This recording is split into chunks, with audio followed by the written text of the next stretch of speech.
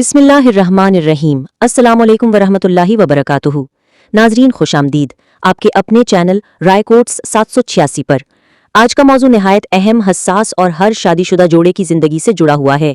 हम बात करेंगे शौहर और बीवी के दरमियान ताल्लुकात यानी कुर्बत, इंटीमेसी के बारे में कि कुर्बत का बेहतरीन वक्त कौन सा होता है, कितनी बार होनी चाहिए और इसके दीनी और साइंसी फ़वाइद और नुकसानात क्या हैं।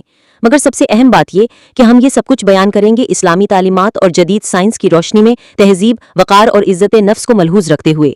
नाजरीन, सबसे पहले बात करते हैं उस सवाल पर जो हर शौहर और बीवी के दिल में कभी ना कभी ज़रूर आता है। कुर्बत के लिए बेहतरीन वक्त कौन सा है? नंबर 1, रात का वक्त। दिन भर की थकन, काम, जिम्मेदारियां और जहनी दबाव के बाद रात वो लम्हा होता है जब इंसान जिस्मानी और जहनी तौर पर पुरसकून होता है। इस वक्त शौहर और बीवी एक दूसरे के साथ बेतकल्लुफी से वक्त गुजार सकते हैं। नंबर 2, तहज्जुद से पहले का वक्त। अगर आप तहज्जुद पढ़ने के आदी हों तो इससे पहले ताल्लुक कायम करना बेहतर समझा जाता है ताकि आप बाद में गुस्ल करके पाकी के साथ नमाज अदा कर सकें। नबी करीम सल्लल्लाहु अलैहि वसल्लम की सुन्नतों में भी तहारत और पाकीज़गी को बहुत अहमियत दी गई है। नंबर 3, जुमेरात की रात और जुम्मा की दरमियानी रात को कुर्बत के लिए बेहतर समझा जाता है। जुमेरात की रात को कुर्बत से पहले तस्बीह और दुआ पढ़ना मुस्तहब है। इसके बाद जुमा के दिन गुस्ल करके पाकी के साथ जुमा पढ़ने का सवाब ज्यादा है। शब जुम्मा का वक्त अहदीस के मुताबिक खसूसी बरकत वाला है। एक रिवायत के मुताबिक जो शख्स जुम्मे की रात अपनी बीवी से ताल्लुक कायम करता है, अल्लाह ताला उसके गुनाहों को माफ़ फरमा देता है और मोहब्बत बढ़ा देता है। नंबर 4, पहले से जहनी तैयारी।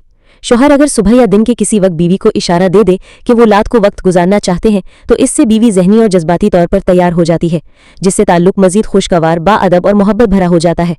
ये दुआ ज़रूर याद रखें, अल्लाहुम्मा इजल बैनना मवद्दतन व रहमतन व बरकतन व रिदा का।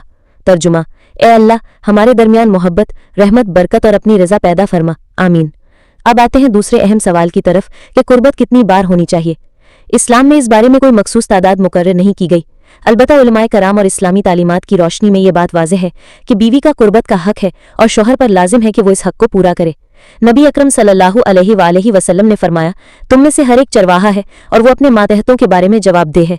बीवी को इसके जज्बाती और जिस्मानी हकूक से महलूम रखना ज्यादती है। जदीद साइंसी तहकीक कहती है कि हफ्ते में 2 से 3 बार या बाज़ सूरतों में 4 बार ताल्लुक कायम करना बेहतर है, क्योंकि मर्दाना जिस्म को नया स्पर्म बनाने में तकरीबन 72 घंटे लगते हैं। इससे जिस्मानी सेहत, हार्मोनी तवाजुन और अज़दवाजी हम आहंगी कायम रहती है। मगर याद रखिए, हद से ज्यादा ताल्लुक यानी दिन में 2 बार या ज्यादा माहिरीन के मुताबिक मर्दाना कमजोरी, ब्लड प्रेशर की कमी, थकन और जहनी उलझन का सबब बन सकता है। इसलिए एतदाल जरूरी है। अगर हफ्ते में 1 या 2 बार भी मुकम्मल जहनी, जिस्मानी और रूहानी हम आहंगी के साथ ताल्लुक हो तो ये काफ़ी और बाबरकत समझा जाता है। नाजरीन, इस दवाजी ताल्लुक सिर्फ जिस्मानी ख्वाहिश का नाम नहीं, ये मोहब्बत, अपनायत, सुकून, उल्फत और एतमाद का नाम है।